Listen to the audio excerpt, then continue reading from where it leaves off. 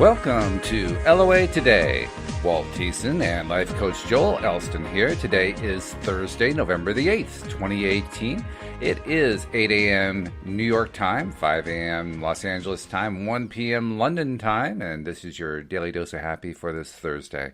And we hope your Thursday's off to a great start. We know ours is, except for one little glitch. For whatever reason, our live stream to the Facebook group isn't working, so we're just doing this as a straight podcast today. But that's okay. We'll get through it. And Joel, this is not new for us. We've been doing straight podcasts for a long time, so I'm sure we can handle it. Well, we've had all kinds of amazing technical difficulties over the years, and we survived, and today will be no different. Absolutely. Yes, this is par for the course right here. So, no doubt about it. I remember one time, it's been a while, we did an entire show before we were not even broadcasting anywhere or recording. Mm-hmm. That's been a while back. So this is, Facebook Live will be back once you figure that little button out, but we're good now. We are good now, and in fact, I'm just double-checking just to make sure we really aren't broadcasting on Facebook Live, because I'm getting mixed signals from the Blue Jeans software saying, yes, you're broadcasting, and meanwhile, Facebook is saying, no, you're not broadcasting, so I guess we're not broadcasting. I'll just kind of ignore that little piece from Facebook Live, but we may hear a little thing here saying that we're no longer broadcasting, so you can ignore that. The broadcast of Facebook Live has stopped. Yeah, I don't understand what's going on there, but that's okay. We'll figure that out another time. So anyway, how you doing? Absolutely. We haven't talked in a week. How's it been? Things have been really good. We've had we're in fall here. We seem to be in a good rhythm. I love fall, one of my favorite times of year. Mm-hmm. One of my top four for sure. And it's something that I look forward to, the cooler weather, the leaves changing, and it feels really invigorating. So things have been great this week. I can't think of anything overly, out of the way. Well, I'm very grateful the election's over. And, yeah. We can move on from that, and hopefully can move on from that. And at least I certainly have. And it was actually interesting and sort of fun to watch. And but I'm glad that's over as well. Oh, me too. I've actually been giving some thought to doing something that's almost anathema, which is I was thinking about doing a special podcast in which I would basically talk about politics, but from a complete law of attraction angle. Where I would I wouldn't take a position necessarily on issues. I would simply go through issue by issue and saying, well, the left asked for this and the right asked for this, but both of them are really not asking for what they want. Why don't they both ask for this? Because this is what they want in the first place. Things like that. But I'm not so sure I really want to go down that path, so we'll see. I think you're right. It's a good idea to put it behind us. One or two times in the past, we have tried to do stuff on the edges of that, and it wasn't always well received. So the concept of in fact, I remember one podcast we did was actually considered that it was a forum which we were using to post them. It was considered adult content only because it was considered, and I thought it was incredibly uplifting. So I guess the politics divides so many. In my world, you're welcome to do that. I just hope you do it with another host. Yeah, right. I understand completely. No, I thought we'd stick with something a little more simple from the law of attraction perspective. By comparison, it is simple, but for many people, it's a very confusing thing and something that people wrestle with all the time, which is, what if my stuff isn't showing up? I mean, that's like the common complaint, right? I've been putting it out there. I've been vibrating. I've been feeling good. I've been, focusing on what I want and so forth. My stuff isn't showing up. Where's my stuff? Because I need this stuff. This is the stuff I really need that I'm asking for. How do you handle that? That's a question that we deal with all the time. So I figured we could attack that one today. I mean, if you get a client who comes to you and they say to you, this law of attraction stuff, it sounds good, but I'm not sure that it really works. It's certainly not working for me. What do you tell them? Well, we try to find out, why it isn't working or why their perception isn't working. It's certainly working. It has no option but to work. But what's causing that? And how do we sort of approach it from the way of where we're headed and how we're going to get things going? And so basically you break it down. And it always comes down for me, and I can only speak for me, is into what resistance I'm putting out there. And usually if I'm if I'm asking the question, this is going to sound really ridiculous as I'm saying it, but as I'm asking the question, why isn't this working? It's that itself is the resistance, if that makes any sense at all. It's the question of that. Of course, it's working. Why am I not receiving it? What is blocking me from receiving it? And it usually is that desire, that anxiety attached to you put so much into what you're wanting that it is just almost impossible to get, because money is, not that I don't particularly like talking about money all the time, but it tends to be the one thing that draws everybody to the law of attraction in the beginning. Right. So, when you're why isn't this working? Why can't I attract it? What is happening in my life that I cannot attract this? It's usually attached, again, to I want it so bad that I'm wanting it. It's creating anxiety.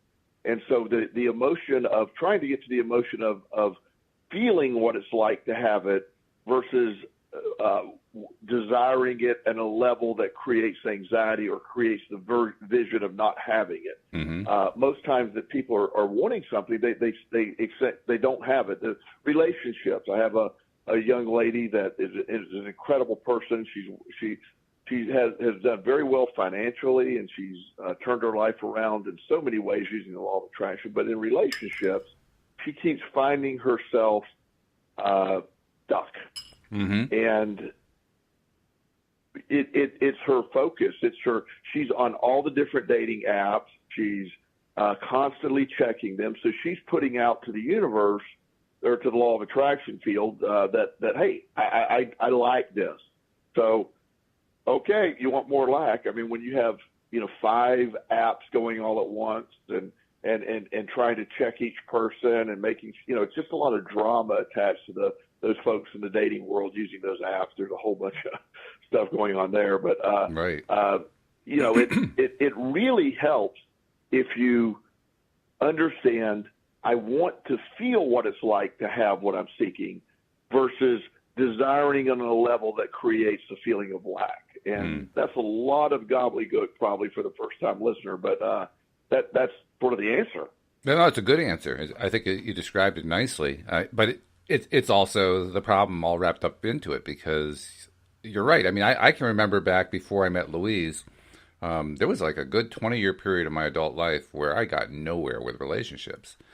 And at the time, I would have told you that I was focused on finding somebody, that I had this, I was convinced, I had this belief that deep down, if I just kept looking and looking, I would find somebody. And then over time, that belief got eroded because I wasn't finding somebody until, by the end of that 20-odd year period, I was just completely broken when it came to, and by broken, I don't mean I was a broken person. I mean, I was beaten down. I was very, very beaten down about finding somebody, to the point where I just quit, which was the best thing I could have done. Just quitting. Well, yes, and the for me, for money, for those that are newer to the podcast, I'm in recovery for a long time now from a severe gambling addiction, and that there's very few things that can create financial havoc in a life more than a gambling addiction. Then you apply the concepts of the law of attraction, where you're constantly craving money or missing money or feeling a lack of money, and then the desire to gamble gets more and more and more. So that is a really incredible drive when you look at how that all comes together using the law of attraction. So for me, I perceive money as, even when I got in recovery, I still perceive myself as lacking money, or money will fix my problem. And in reality, I received things as I needed them, and I received things as I expected them, but I only had enough. I never had an abundance. And it wasn't until I started living as if I had an abundance. And that doesn't mean running out and gambling all your money away. That's a fear-based move. Going out and gambling is put it to the universe. I got to go gamble to win money. My only shot is beating the odds of, and it has a reverse effect. So the money piece for me was when I really gave up on, like you're saying, look, I always have enough. Let me just be okay with having enough. And then that change of mindset, like, wow, I do have enough. And then I had more. And then I had an abundance. And so I went at it by almost giving up for the desire of money and just living with, I have enough and I have an abundance. I have plenty. I have a roof over my head. And I looked at it from that perspective. And that's when my ability to make money and keep money just drastically went up. Mm. It's an interesting thing, actually. You're saying, okay, I'm okay with having enough, even though your driving need all that time was, I got to have a lot more money. And yet somehow you convince yourself you're willing to say, okay, well, I'm willing to settle. I'm willing to settle for, just this little bit that comes in that just keeps me going. I'm willing to be okay with that. That's a hard transition right there. Well, and more than settle, because I think that sort of sends the wrong message. What I was feeling, at least here's what I was like. Look, let me stop needing. My drive was I needed more stuff or I needed more money, and my need for more money was fear-based. Right. Versus, look, I have enough money to meet everything I really need. Now I want to reverse my constant drive for that. Every month I met my rent and my restitution payments and all the stuff that was involved in my way of living back then. But I barely would squeak by. And once I said, look, it's not about squeaking by. I have plenty. I'm going to let go of that drive for it and just realize that part's there. Then I started feeling like, yeah, I have a really good life. I have plenty of food to eat. I have a roof over my head. I have several jobs at the time. While I didn't like the jobs that much, they were certainly providing what I needed. And so then the universe picked up that, well, Joel's satisfied. He's satisfied in what he's making. So he the ability to give him more or allow him to attract more. It's almost like if the concept of is it judo that you use your opponent's weight against them, where you judo and aikido too. Yeah, exactly. Where you basically it isn't about overpowering somebody. Sometimes it's about using their momentum against them. Mm-hmm. And it's almost the law of attraction. Use the law of attraction. We push so hard against it, and you're desperate. We had that outstanding email from that listener last week, and he was describing in the law of attraction is working really well in all parts of his life, except the part of the life that he was focused on. Yes. And it was amazing that he was able to see that and also share with our audience that experience. It's like, yes, my health has gotten better. Now, I wasn't really worried about my health, but it is better. I lost weight. I wasn't really focused on losing weight. I was trying to get money, but everything else has improved except what I was really focused on. Yeah. And so by putting away the barrier, putting away the resistance, so when something doesn't come, it's your perception of it. It's because you believe it's not there. And that statement is what the law of attraction picks up on. When I look at when I'm building or thinking about what I do, I envision having the ability to buy whatever I want to buy whenever I want to buy it. And that has become my reality. But with that, before anybody thinks, oh, well, Joel, I also don't need to go buy a $300,000 car today. There's no point in that. I don't really want that. I don't really need that. I could do it. It wouldn't be sense. It wouldn't make sense. Then I would start creating a deficit of a non-needed item that would eventually, I would have the wrong perspective of everything, and that could make everything go backwards as well. And that raises an interesting point. Where it comes in. That raises an interesting point because, you were talking about how it feels when you're just making it each time and coming to the realization that, well, I am making it each time. I may not be, accumulating this big pile I was hoping for, but I am just getting by each time, so I can feel good about that. I can allow myself to feel good about that. But like you said, you can also get yourself in a place where there's not enough money coming in, and you're saying to yourself, how the heck am I going to get through the week, the month, the quarter, or whatever it is? Because I don't see where the money's going to come from, and I know I'm going to have this much in the way of bills, and I don't see how to make that work. It's the same problem, because it's the same kind of negative focus, but it's a different feeling because you can't kind of fall back on, well, at least I know we're going to get by. Right. Well, and I'm going to tell this was a turning point in everything for me where I changed my mindset. And I'll sort of set the scene for you briefly. It was okay. Early in my recovery. I had been arrested for stealing from my company. Was in recovery from my gambling addiction. I was living in a small apartment. I had 3 or 4 jobs.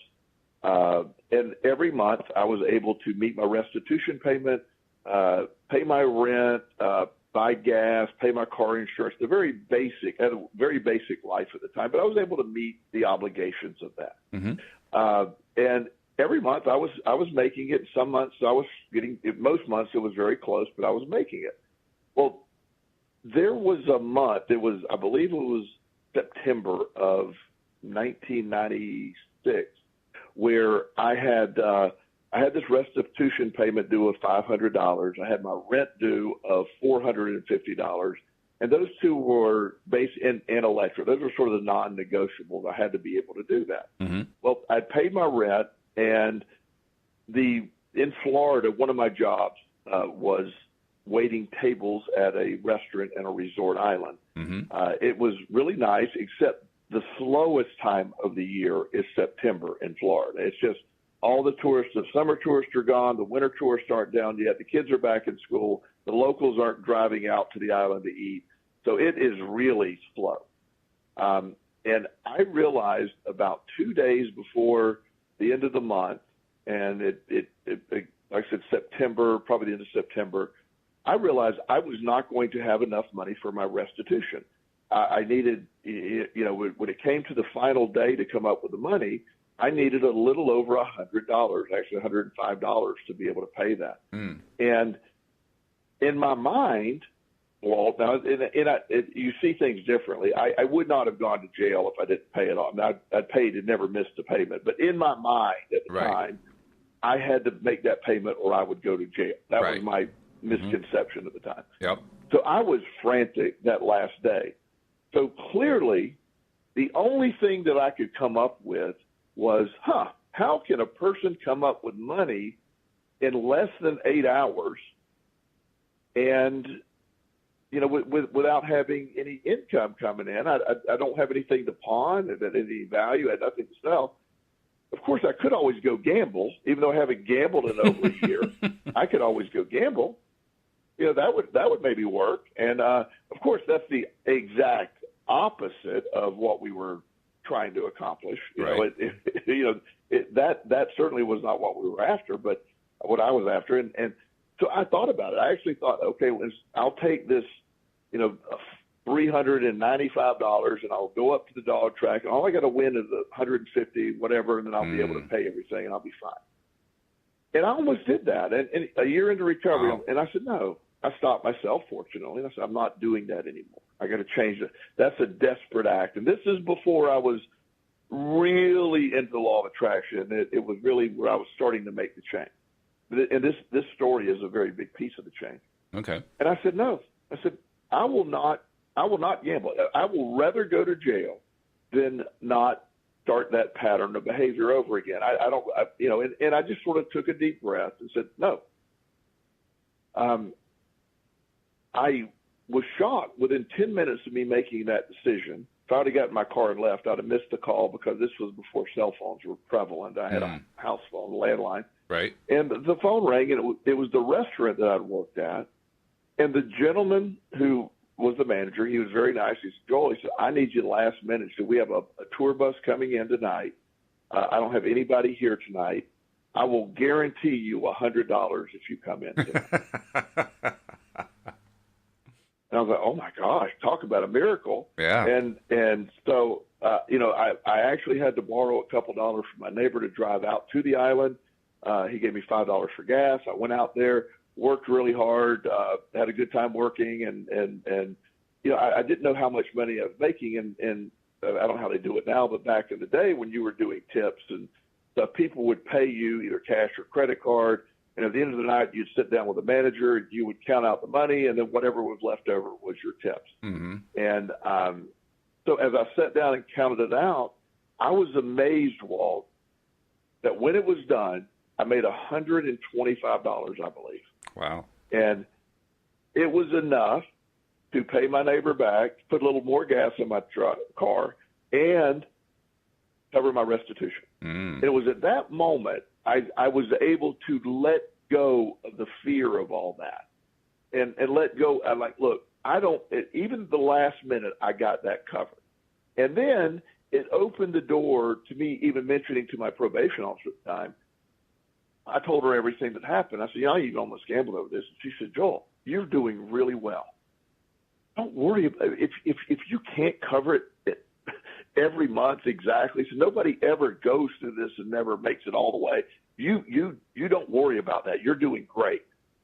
And that helped me out a lot. And then that took any pressure off at that point. And I never, ever failed to make that payment. In fact, I paid it off early. And I started noticing instead of just enough, I was ending the month with maybe $150, $200 extra at a time. Then a little more, then a little more. And it's just, as I changed what my expectations or what my beliefs changed, and the law of attraction met that, my fear of things are what kept causing me to get into those other areas. Right. Yeah, that's something that I noticed. I noticed, well, taking a step back, I talked about how before I met Louise, there was a 20-year period I hadn't met anybody. And then I quit. I kind of gave up on just trying to find anybody. And that released a lot of the resistance that I didn't realize I was releasing resistance, but that's what ended up happening. And a month later, I got introduced to Louise, or 2 months later, I guess it was.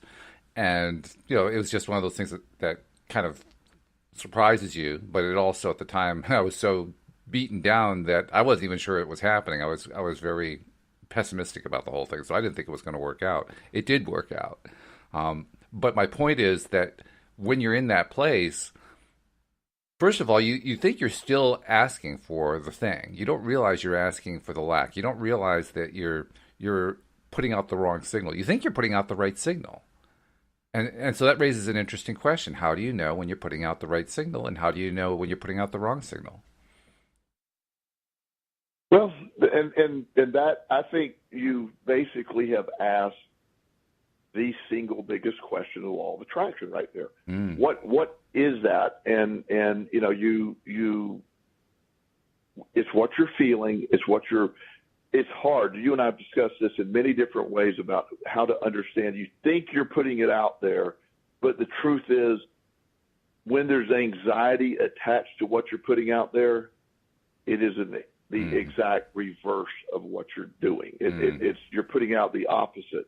So you almost have the key that, whether it's Abraham Hicks or whoever, the key that they always talk about is, what are you feeling? Check your emotion. What emotion do I feel attached to this? If it's an anxiety, fear-based emotion, you are absolutely on the wrong path. Absolutely. If you are really, really in tune, you're really, really feeling good about it, you're feeling open, this is exciting, this is, oh, wow, I love how this is feeling, the law of attraction, yep, there you go, that's what this person's after. Really big, really big.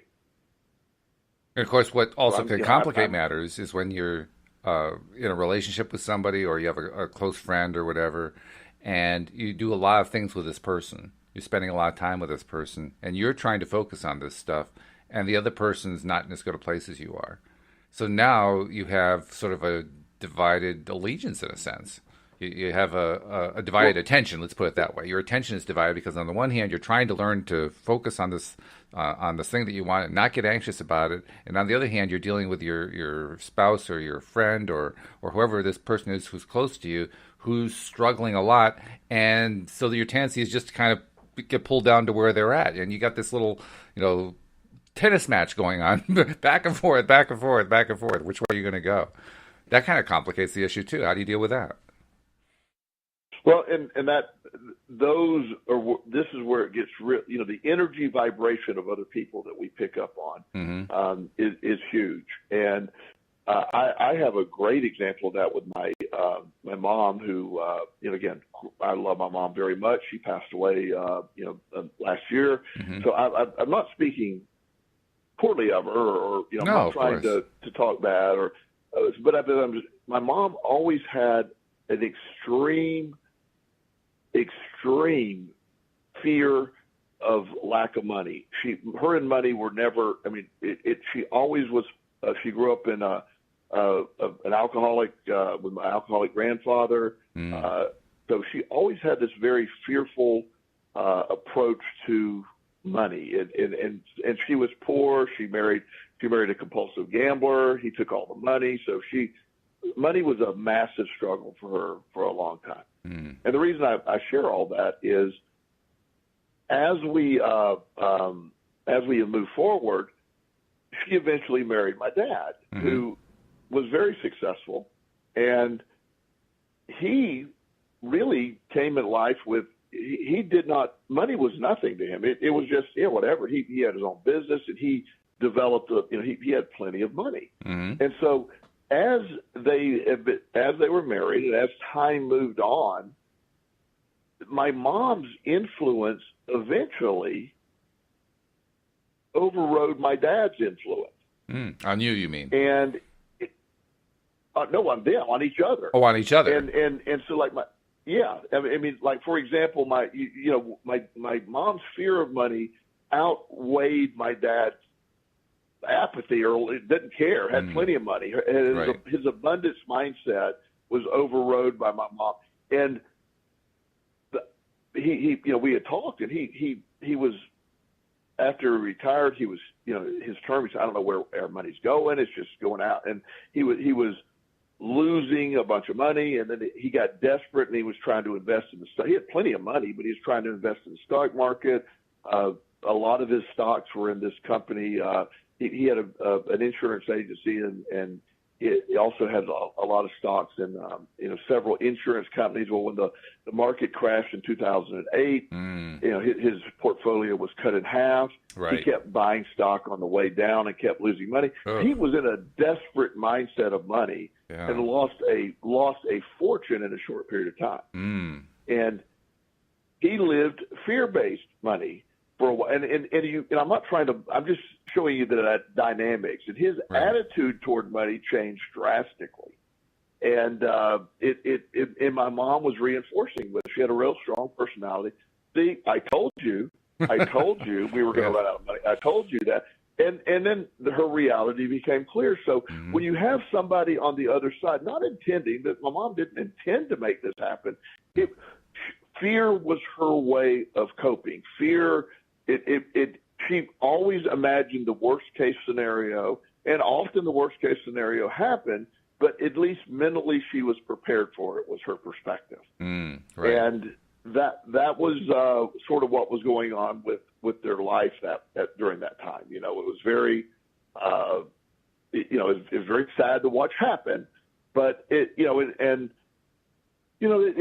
got to a point where, it was clearly bad, but over the years, and when Mom passed away, and of course my dad sort of turned over the finances, and they're okay, but they're fine now. But it is certainly, their finances work out, and he has money, and he's in a home, and things are okay. However, I saw the effect of my mom's fear-based money problems change. It overrode that. Now, I'm not saying one's stronger than the other, but the personality of that fear, it's easy to get stuck in that mindset. And the law of attraction, again, it's picking up on what you're putting out there. So when you're with that partner or friend or whatever, there's no chance of this working if you allow that negative view or that other view to sort of go. I mean, that's really it's really sad. Yeah, it is sad. But there's got to be a way to address it. I mean, I suppose one way to address it would be drastic. You just basically break ties with that person, but we can't always do that. We can't always break ties. So, and sometimes we don't want to break ties. I mean, certainly in the case that you described, it's not like your parents wanted a divorce or something like that. They just were caught into this cycle together and needed to get out of it. Well, There's got to be a way out of it. How do you get out of it? Well, and that's where, if you can get out of it if both parties can recognize, look, here's what's happened. When I tried, over the years as I was trying to explain that to them and try to get my, it was it very, very hard to change my mom's lifelong belief system toward money. In fact, it wasn't going to happen. It wasn't going to come from her son, who in her mind had no ability to handle money because could have a gambling issue. So I was like the last person to take this message to her. Which is ironic, considering that you told me that the first man that she was involved with was also a compulsive gambler, right? And which made me think that somehow that got passed through her to you, but she certainly didn't see it that way. I'm certain of that. She would have thought that the two were separate. Absolutely. So it was getting someone to convince. I had a couple in my office this weekend, and the young lady is an extreme. Just an extreme practitioner of the law of attraction, and I think the world over. Her husband is he's a really good man. He's really trying hard, but yet he struggles sometimes with the living that way. And so they actually came in to talk. How can we look at the abundance? And he was so receptive to it. They have my goal with any client, I'm always trying to sell people on the concept of multiple revenue streams, and not always have many irons in the fire, always have a lot of stuff going on, and be excited about your finances, be excited about your abundance. And he really, really bought into that, and it was really cool. But most of us at some point will have to battle that. And whether it's a couple or an individual, you're going to have to attack that negative lack of feeling and replace it with a feeling of abundance. And it's really hard. Rhonda Byrne, in writing The Secret was originally going to be a movie or a documentary. And as she was getting this produced, this is how strongly she believed in this, and she talks about this in the book. As she was making this, she was running out of money quickly. Mm-hmm. And instead of getting desperate for money, she knew she had to change that mindset. So she goes to an ATM and takes, and I forget, quite a bit of money out of an ATM using a credit card, which, is not the most cash efficient way to do things. No, not a healthy way to do things. Literally, no. I mean, I'm never suggesting that. However, she did. She did it for her, and she went out and just started handing out money to people, and putting herself in a feeling of abundance to have plenty to give away, and it was part of the process that it changed her back to a perspective-based mindset, which is awesome. Mm-hmm. And then when she sort of backed up on everything, and she realized that was a turning point for her, she got back in the abundance, and The Secret, made her one of the wealthiest women in the world, right, as far as the overall concept. And so it really, we have this ability, but that is probably the number one thing. Why aren't things showing up? I get that question all the time. And in examining it, it always gets down to what is my real raw emotion attached to this? Because if I'm fearful of not having it, let's just line up and get less of it. That's what we're saying. There are two thoughts that have occurred to me while you were telling that story plus your previous story. The first one being, we have a tendency as human beings to compartmentalize. And so I think you mentioned earlier on how we can have other things going very well in our lives, but there's that one thing, like the guy who wrote us last week, who had all these things that were working out so well in his life, but he just couldn't get the money thing. And he was even noticing that he was saying that. And yet I think a lot of the time we compartmentalize it to the point where we figure, well, if the money part isn't coming in, or whatever it is that you're struggling with, if that part isn't coming in, that kind of blanks out the rest of it. I'll just kind of ignore the fact that it's working in these other areas because, hey, it's not working here where I need it to work. So why even pay attention to that? We actually separate it in our minds so that there's all the success over there, there's a failure over here, therefore it fails. You know what I mean? Yes, I completely. And that's it. And that's that. Your description of that is every single thing that people who try this concept end up losing.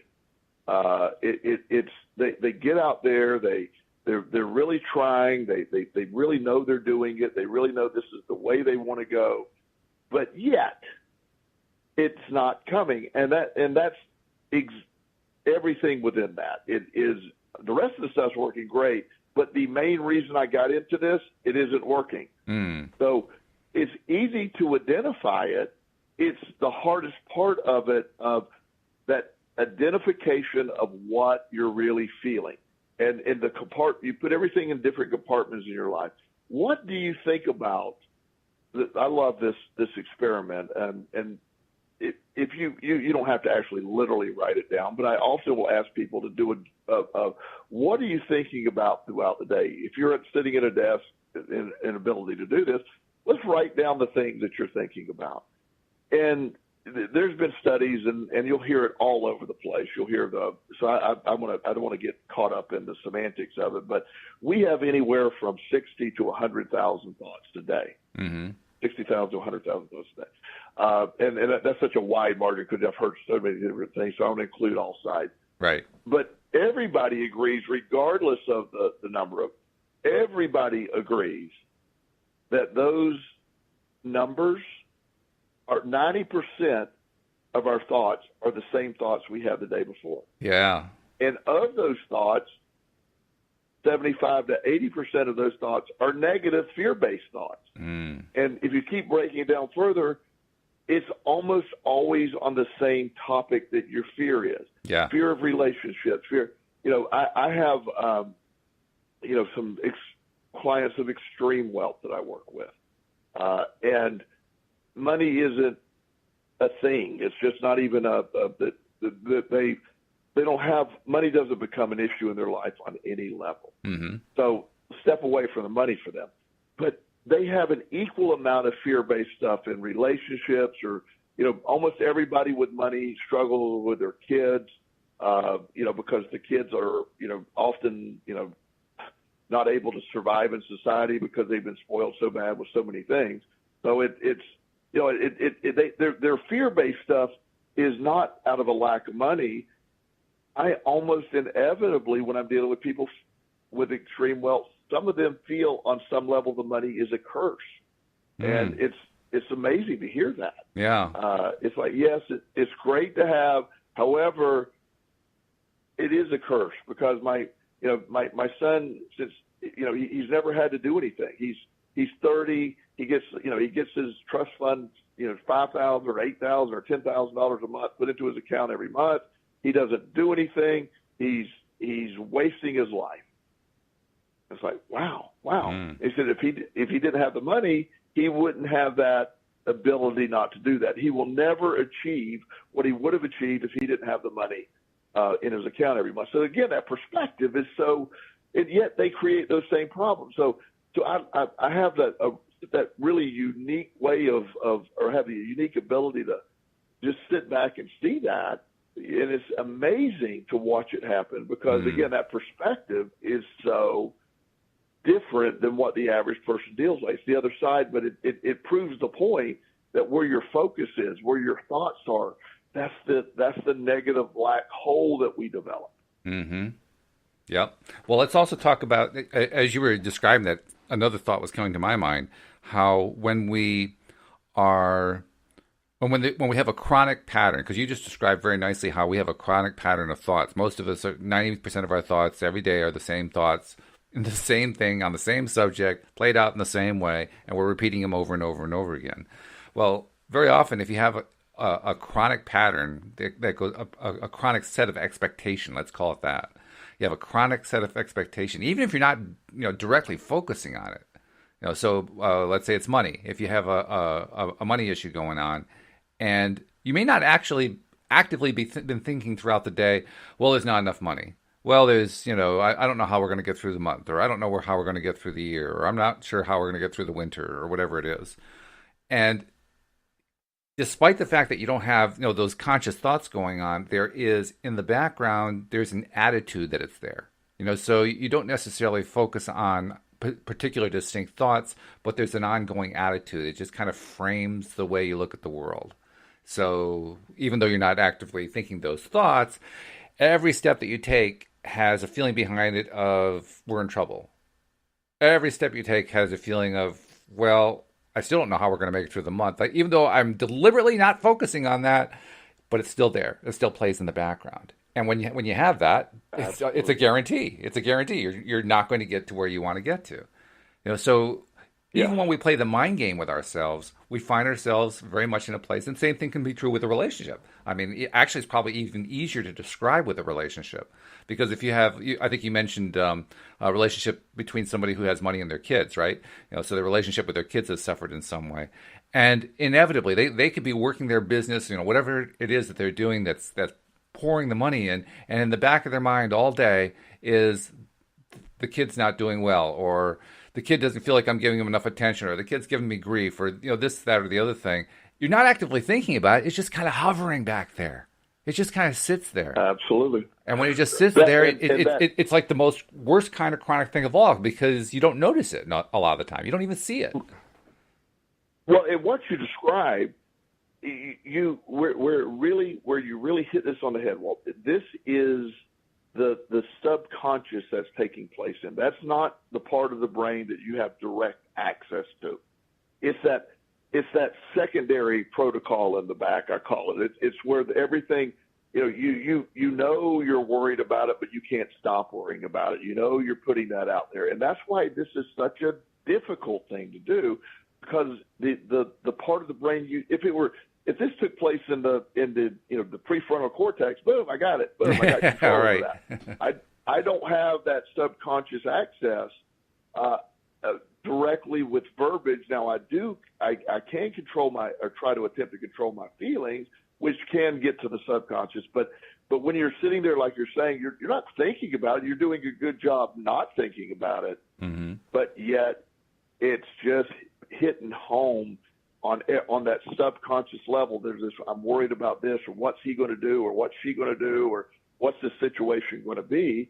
And, one of the things that I always like to incorporate, that when I'm a big believer in part of the law of attraction is the law of action. We're taking action. And one of the things that happens is when when I recommend to someone who has an abundance and they don't have to work, and I recommend they go to work, they look at me like I'm absolutely crazy. Mm. But going to work, or whether it's volunteer or finding something that you're passionate about or whatever, is more than the actual need for money.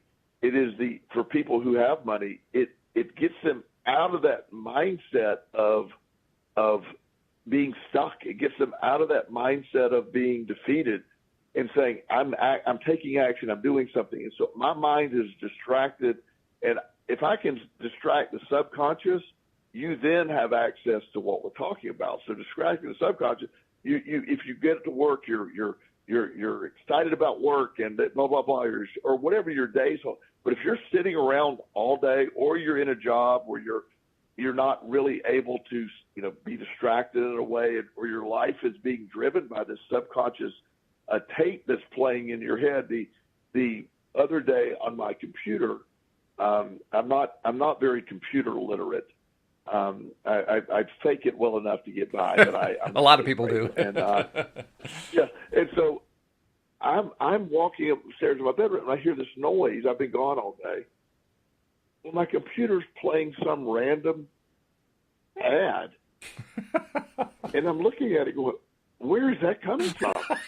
and I'm trying to figure out, I don't even have a tab open. And I'm going, oh my gosh, it's like possessed. And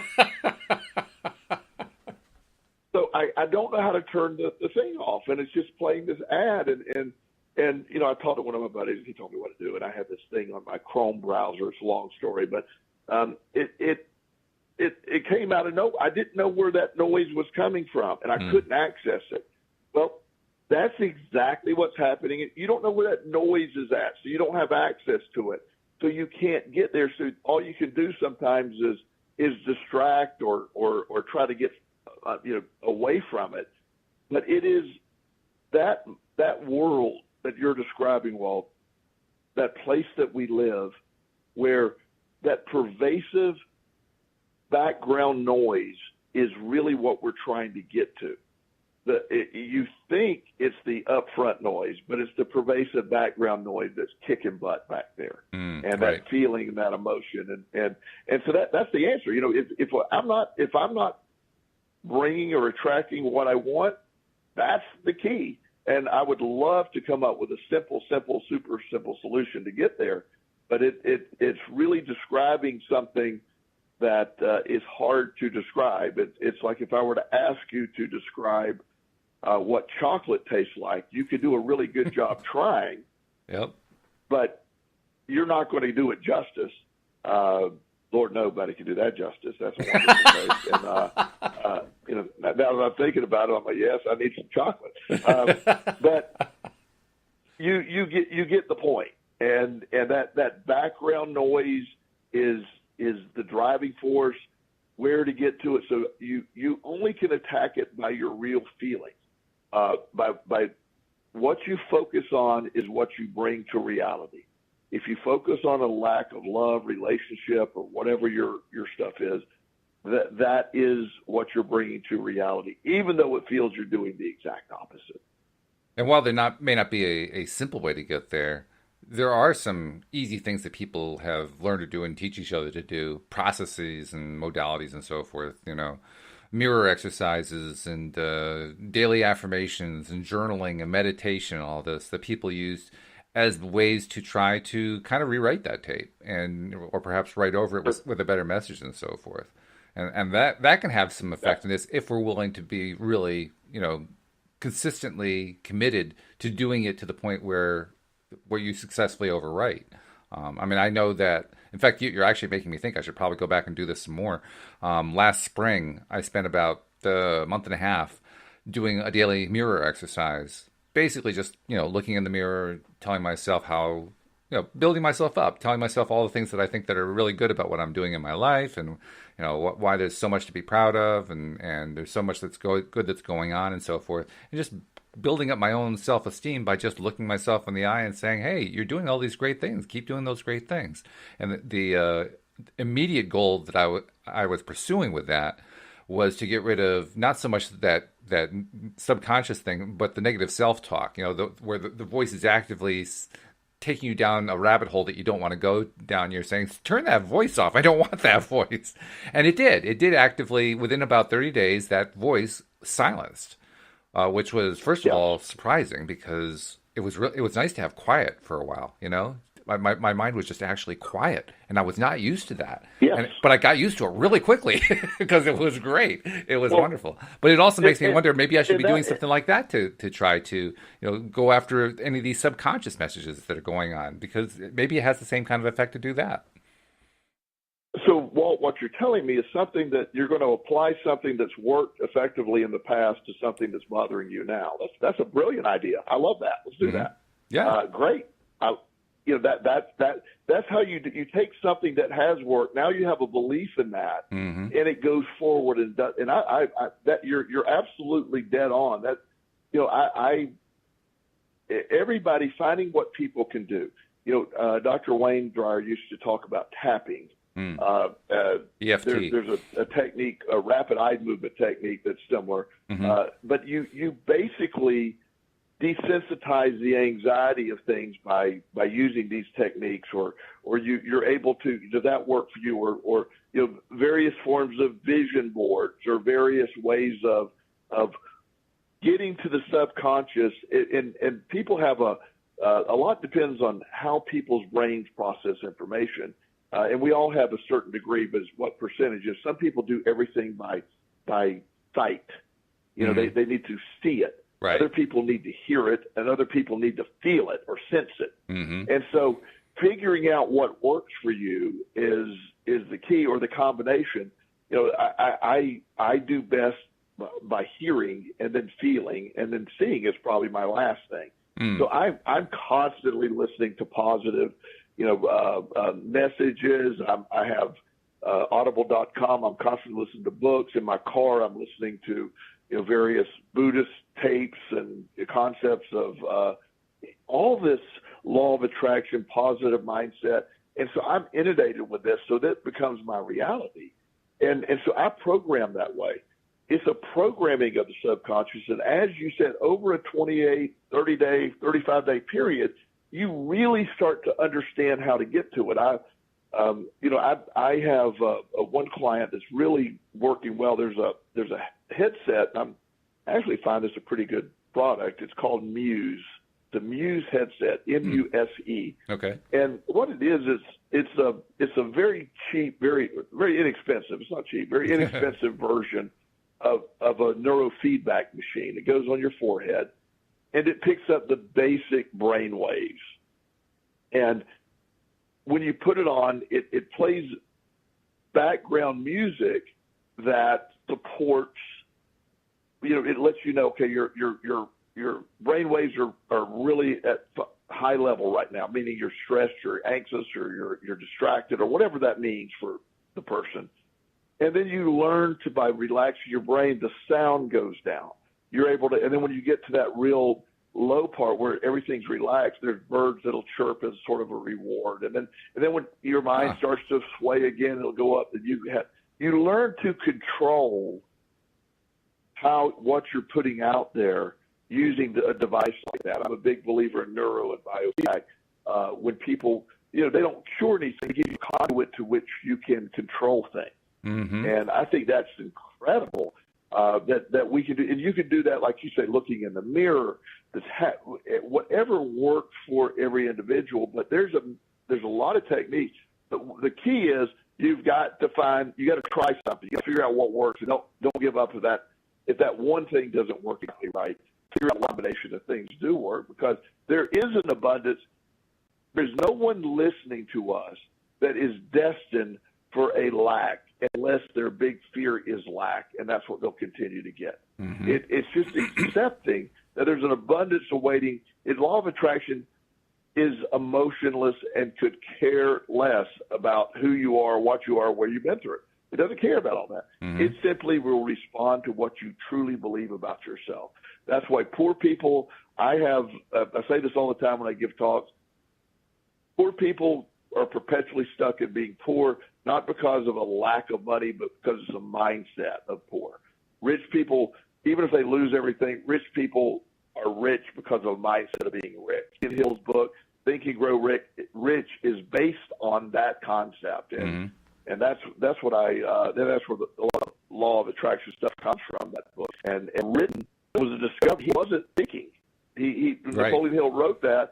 He wanted to find the commonality of everyone who had success, especially during the Depression in the late 20s, early 30s of 1900. And he wanted to find the commonality of why the majority of the country was going broke, yet there's a certain group of people that were getting fabulously wealthy. Mm-hmm. And he couldn't identify Walt. I mean, he couldn't identify it at first. He's like, well, that guy's an idiot, or this guy's, there were people that did really detailed things. There were people who had, ADHD, kind of crazy off the wall thoughts. There were some that were ranting incoherently. Some kept spending money ridiculously. So there was no method of similarity, except they all sincerely believed they were wealthy, or they were due to be wealthy. And that's the one commonality found.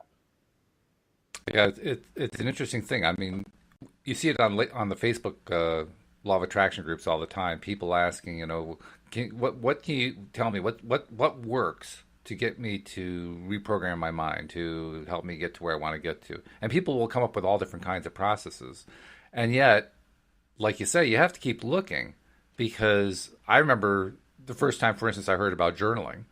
Now, did I apply myself to journaling really well? No, not really. What I ended up doing was trying it for about 5 minutes and really hating the activity. And so I gave up and I decided it didn't work.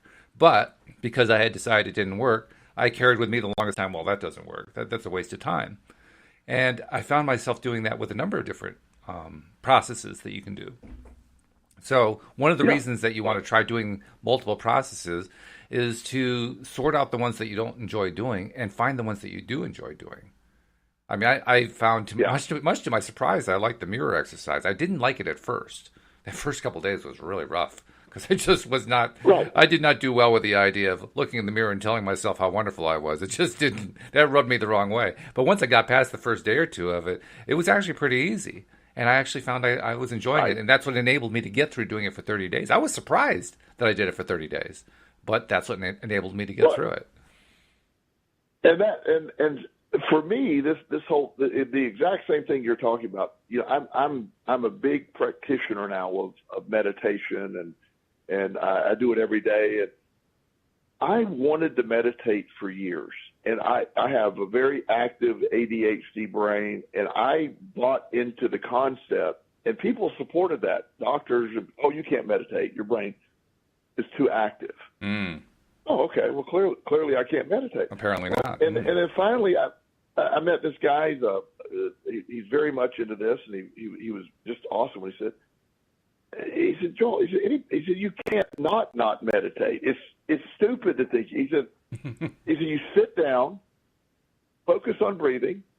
And I said, but mind wanders. He goes, everybody's mind wanders. He said, let it wander and then come back and say, let me get back to breathing. And eventually you'll get it. And in the beginning, I probably was distracted 20 times a minute. Yeah.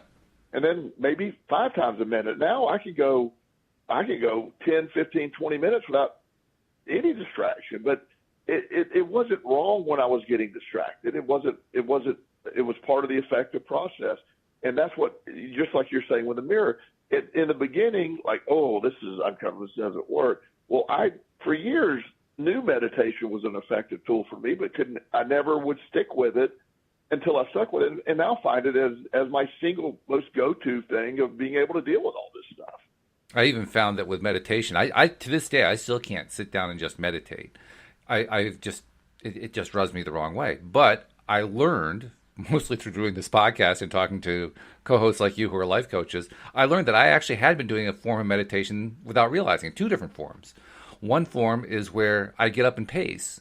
And as I pace, I've done this for years, but I never did it consciously. I just did this. I would pace, and as I went, I would shake my hands because it was like I was shaking off bad energy. And it was totally subconscious. I had no idea that I was doing anything deliberate there to let go of stuff, but I was. And I don't remember who it was. One of my co-hosts pointed out to me, well, that's a walking meditation. I said, really? You mean I've been meditating all these years and I didn't know it? So you don't have to necessarily do it. Just because one particular approach works for everybody else doesn't mean it's going to work for you. You just find the one that works for you. Completely. And that is the absolute answer to all of this right there. Is when you're able to do that, figure out how to do what works for you and move on. When you're putting out there, I'm doing it wrong, the law of attraction. Yep, you're doing it wrong. Yeah, that's right. And that's where the response. But this is, I love these how-to shows, so to speak, because it is the single most common thing that I have people that are trying to grasp this. They ask, why isn't this working? Or why isn't what I'm trying to bring about coming about? Right. And they almost always answer their question, just like our viewer did last week. And, well, everything that I'm not focused on is great. I'm like, okay, maybe we'll peel back from there and let's look at that. Absolutely. Hey, before we part company, I want to make sure I let people know, as I always do every episode, make sure you subscribe if you're not yet a subscriber. These days, a lot more people know how to do that. But if you aren't sure how, we've set up instructions on the homepage of the website, loatoday.net. Instructions, heck, it's just, there are 2 icons. There's one for Android phones, there's one for iPhones. It's pretty simple. You click the one that's for you, and it walks you through it. And to make it even more simple, we're now putting into the descriptions of each of these podcasts. So if you're finding it on our website or on Facebook or whatever, we're as often as possible, as often as I'm remembering to do it, we're putting in links saying, okay, you got an iPhone, click here. You got an Android phone, click here. You got an iPad, click here. And just making it as simple as we can for people to subscribe, because when you subscribe, you get all of our episodes. And Joel, like you're talking about, all those episodes are just full of all kinds of amazing things. Very different. Every single episode's different. Although, like you, I like it when we're talking about the how do you do the stuff. And we talk about that kind of thing too. So please become a subscriber and you'll get all that coming for free right to your device. And then once you are a subscriber, join the rest of our subscribers, particularly those who are regularly tweeting or Facebooking or Instagramming or whatever. I'm listening to loatoday.net because that helps through the power of social media and through the power of the law of attraction. It helps more people get that daily dose of happy that we're putting out.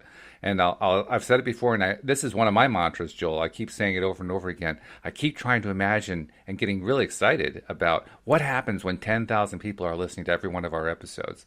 I mean, that boggles the mind. First of all, it's such a large number. But second of all, just imagining so many people getting a daily dose of happy, getting out there and feeling great. I can only begin to imagine what's going to come out of that, you know? Oh, that's what we do it for every week is the growth and the people we can affect, and as well as the benefit you get from doing this and subscribing and posting and is we're not asking for any money. We're just simply asking to help share the message, and that's right. That's the beauty of it. It really is. I'm excited to do it with you every week, my friend. Well, thank you for doing it, and I look forward to talking to you next week. All right, Walt. You too. All right, and we'll see you all next time here on LOA Today. Goodbye, everybody.